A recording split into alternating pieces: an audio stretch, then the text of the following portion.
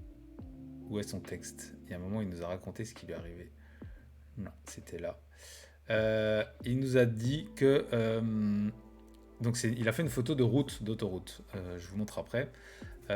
Il est allé voir sur un pont, du coup, il a mis un trépied, il a mis un temps de pause de 20 secondes. Important, retenez bien, 20 secondes, c'est très très long pour une pause. Et c'est ce qui va faire sa photo. Il a mis le déclencheur en Wi-Fi pour pas faire bouger l'appareil photo. Ça, c'est une technique aussi quand vous faites une pause longue. Si vous appuyez sur le bouton, vous pouvez faire bouger l'ensemble. Et sur une pause longue, c'est un peu embêtant, surtout une pause de nuit. Du coup, l'idée, ça va être d'avoir un déclencheur. Alors à l'époque, on avait un déclencheur filaire. Là, maintenant, on peut avec le téléphone connecter le téléphone et déclencher à distance. Ça permet d'éviter tout mouvement parasite. Et du coup, il a fait des photos des voitures qui passaient. Donc, il regardait de l'autre côté du pont. Quand il voyait les voitures arriver, il déclenchait. Voilà, c'est vraiment très réfléchi. Et puis, il a fait plusieurs endroits différents. Et il a fait un spot qui n'était pas accessible en voiture. Il a marché de nuit dans un champ. Voilà, il a flippé. Donc, merci à toi pour ce grand moment où tu as tout donné. Donc, on a une petite photo de notre ami Foxem sur l'autoroute qui s'est mis un coup de flash en pleine tête.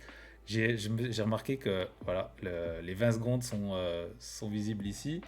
Et du coup, il a installé son appareil photo comme ça. Donc, j'imagine qu'il a fait des frayeurs aux automobilistes, comme si c'était un radar. Et on a encore un exemple ici, voilà, où il a placé son. Peut-être qu'il pleuvait, j'imagine qu'il pleuvait un peu.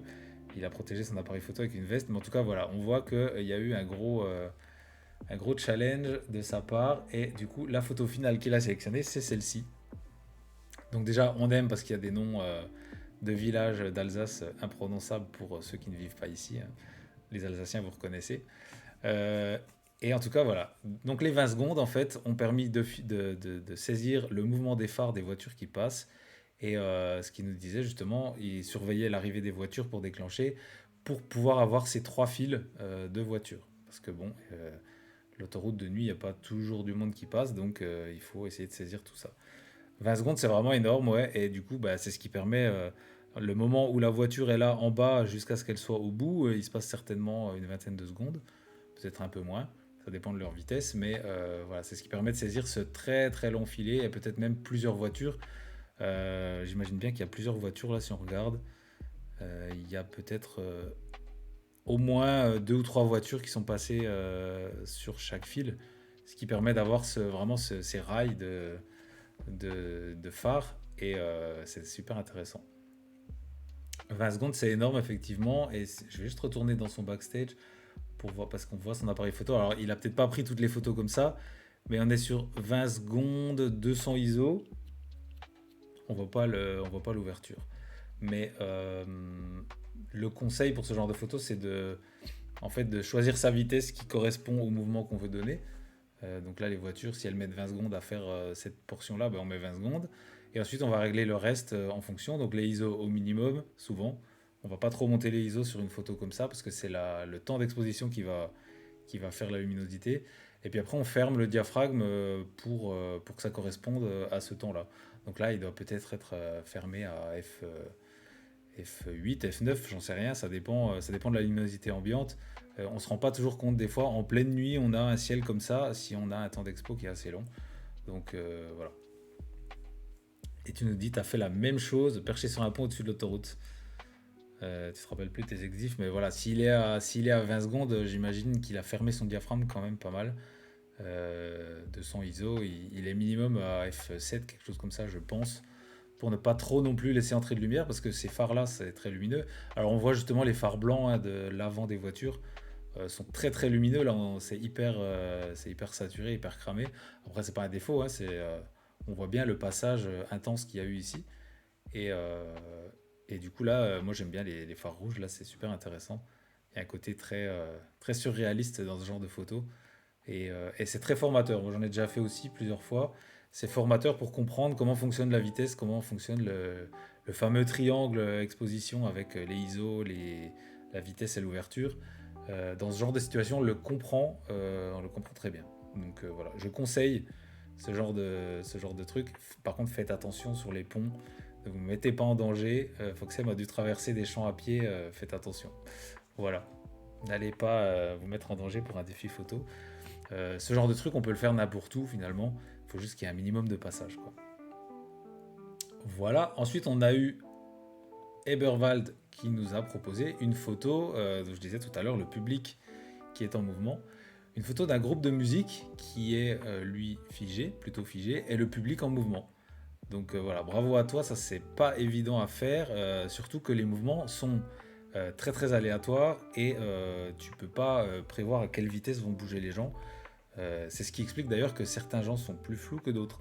Par exemple, on a lui qui a peut-être bougé, on dirait bien de la gauche vers la droite, mais les autres gens vont bouger dans d'autres sens et il y en a peut-être qui vont s'arrêter pendant la pause. C'est ce qui va faire un peu la diversité de mouvements dans le public. Et c'est un peu comme les mouvements d'eau, les mouvements de chant. C'est très imprévisible et ça va être aussi différent à droite, à gauche. Voilà. Et on a Kayuri qui nous sort une magnifique ref, déjeuner des canotiers, tout à fait. Non, mais je comprends ce que tu veux dire. Il y a ce côté un petit peu flou comme ça sur le bas, un peu surréaliste. Et puis l'ambiance champêtre qui fait penser à tout ça. Donc, super intéressant. Tu nous as partagé, Eberwald, des essais, on va les regarder. Ces essais, ils me parlent parce que j'ai fait à peu près la même chose au printemps. Là, j'ai vu aussi un spectacle d'oiseaux. Donc, tu as voulu essayer de figer l'oiseau et d'avoir le reste du décor flou.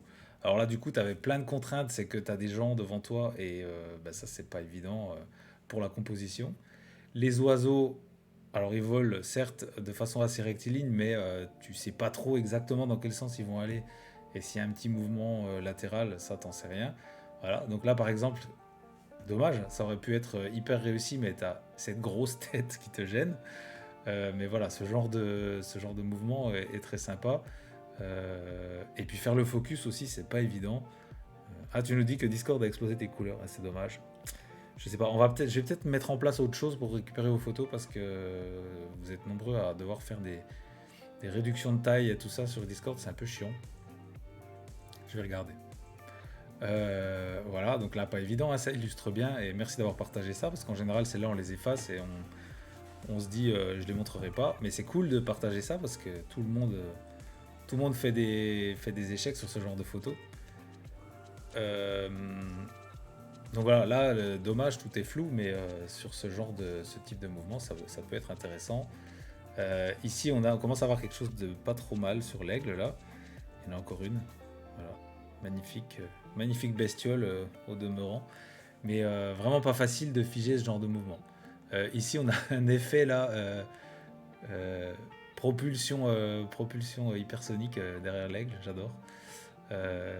Mais c'est très intéressant. T'étais pas sur le bon profil d'export. Bon. Ça nous permet quand même d'apprécier le mouvement. Je vais juste remettre ta participation. Voilà, donc là, je sais plus si tu nous as dit les exifs. C'est toujours intéressant sur les choses techniques comme ça de mouvement, de savoir les exifs. Donc tu nous as dit tu voulais avoir le groupe assez net et le public en mouvement pour essayer de refléter l'insufflation de ce mouvement. Ben ouais, c'est clair. Par le groupe qui lui est dans la maîtrise. Donc tu nous as dit difficile d'avoir tout le monde en mouvement, le leader du groupe visible n'est pas caché derrière son micro. Voilà, ça c'est un des problèmes des photos de concert aussi. Tourner dans l'autre sens, trouver le bon réglage pour que le mouvement et le calme coexistent sur la photo. Yes. T'en as eu où le mouvement était mieux et le groupe moins bien, donc il faut faire un choix. Voilà. C'est là tout le drame quand on fait le choix sur les photos. Mais en tout cas, ici, on devine bien le mouvement du public. Le groupe est très net et du coup, ça fonctionne bien. Alors du coup, pour avoir... tu y retournes ce week-end, cool. Donc tu nous dis, tu es entre un 15e et un 30e. Ouais, ouais, c'est à peu près ça, parce que du coup, le public est flou mais reconnaissable. Donc c'est qu'on est sur un mouvement qui n'est pas non plus trop lent, enfin une pause pas trop lente. Si on voulait augmenter encore le mouvement, je pense qu'il faudrait passer sur trépied du coup. Peut-être que tu l'étais déjà, hein, mais il faudrait être encore plus lent qu'un 30e. Il faudrait plus passer au, je sais pas moi, un 5e de seconde, quelque chose comme ça. Par contre, le risque, même si tu es sur trépied, c'est que le groupe va bouger. Même si le groupe bouge lentement, s'il bouge un peu, sur des temps plus longs, ça va être flou. Donc il faudrait essayer de repérer des moments où le groupe est vraiment très fixe. Sinon tu leur demandes, ça va être compliqué. Mais plus tu vas descendre en vitesse, plus ton public va être flou. Par contre, le risque, c'est de ne pas figer le groupe. Voilà. Il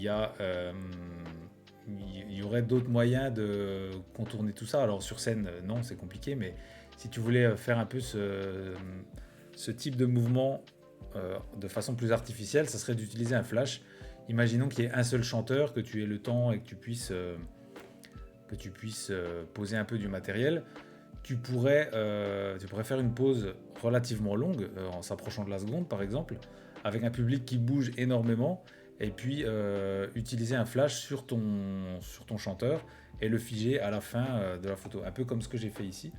Le public, ça serait les cheveux par exemple, et le chanteur, ça serait la modèle. On fait une pause longue où le public bouge, comme les cheveux ici, et puis le flash vient figer ton chanteur à la fin. Ça serait une façon de faire, mais évidemment, sur une scène comme ça, tu peux pas le faire, et puis en plein jour, c'est aussi compliqué. Euh, Flasher en concert, c'est criminel. Je dis pas qu'il faut faire ça, je donne des pistes sur ce que tu pourrais faire si tu voulais accentuer le mouvement, pour essayer de comprendre. Mais oui, tu flashes pas en plein concert, on est d'accord. Tu utilises le décor que tu as et les éclairages que tu as. Et j'imagine aussi que la même photo de nuit, ou en tout cas de ambiance sombre, changerait pas mal la donne parce que ton public serait plus dans l'obscurité alors que ton groupe serait dans la lumière. Ça pourrait aussi aider à accentuer ce mouvement. Flash dans sa gueule. Tiens, prends-toi ça le chanteur et concentre-toi sur la photo. Mais oui, on est d'accord qu'on n'utilise pas de flash. Surtout en plus là, si tu es loin, tu as un flash sur ton appareil photo, ça sert à rien. Mais voilà, c'est des pistes que je donnerais si tu voulais illustrer un mouvement et que tu aies la maîtrise de l'éclairage et du matériel. Et tu nous as dit que tu es en main levée plus IBIS. Alors OIS plus IBIS. C'est la stabilisation sur l'objectif et le capteur. Donc ça aide pas mal à avoir des pauses assez longues sans avoir de flou de bouger. Parce que c'est vrai que tu nous as dit quoi? Un 15e, un 30e à main levée, tout dépend de la focale de ton zoom, mais c'est pas évident d'avoir quelque chose de flou, d'avoir quelque chose de net, pardon, à ces vitesses-là.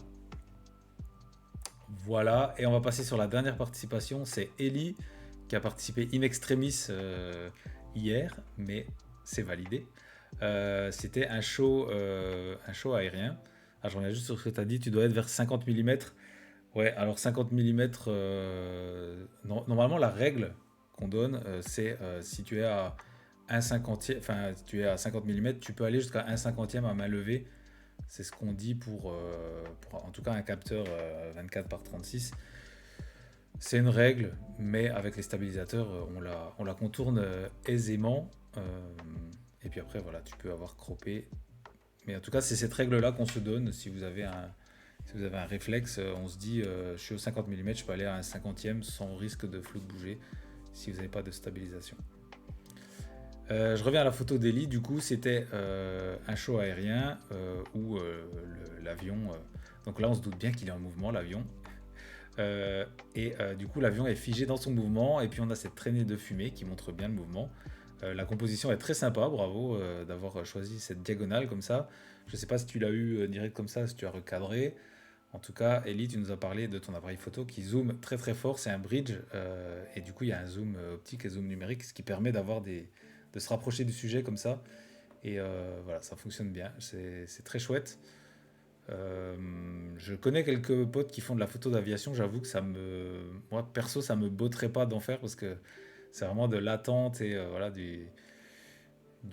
bon là c'est un show, mais les gens qui vont faire des photos d'avion sortis d'aéroport, j'admire votre patience pour réussir à collectionner tous ces avions. Ils font du spotting. Mais en tout cas là c'est très réussi, j'aime bien la compo et puis cette fumée derrière donne bien l'effet de mouvement. Donc bravo à toi. Et puis l'hélice, alors l'hélice elle est vue du dessous là, mais je pense que tu peux créer des belles choses aussi avec les mouvements d'hélice. Voilà. Et Borval, tu nous dis tu connais la règle de la distance de la distance focale par rapport au temps de pause. Tu l'enfreins, il faut enfreindre les règles, elles sont faites pour ça. Mais voilà, c'est en fait une base. Si c'est un cinquantième et que tu te mets bien stable, que tu arrêtes de respirer, tu peux descendre À un trentième, ça passe. Après, il faut faire attention si tu photographies des gens, par exemple, qui bougent, bah, à un trentième, tu vas forcément les avoir flous. Donc, il faut faire attention à ça. C'est un bon réglage de départ, exactement. Voilà, donc on a fait le tour de vos photos. C'était encore une fois une belle expérience, une belle réussite. Je regarde juste si j'ai dans les backstage, si j'ai tout montré. Oui, j'ai tout montré. Donc super intéressant. Voilà, je vous remets un peu l'ensemble. Donc on a eu Eberwald avec la foule en mouvement et pas de flash sur les chanteurs, ça j'ai retenu. On a Ellie avec son avion qui fonctionne très bien. Foxem qui gagne la médaille du mérite pour cette photo où il a pris tous les risques. On a les drapeaux de Gabi qui du coup sont figés en plein mouvement. On a le bourdon de Isil. On a la libellule parapentiste de Concon. On a le chat de Mélissa, pareil, figé en plein mouvement de toilette. On a Noex qui nous a fait ce mouvement aquatique.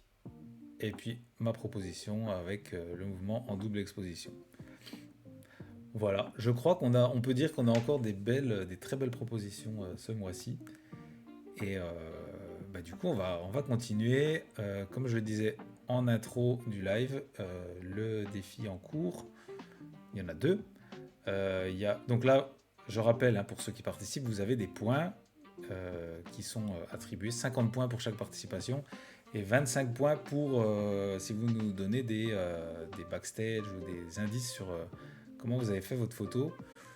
C'est pas toujours possible, mais quand vous pouvez le faire, c'est cool parce que ça nous permet de comprendre la photo.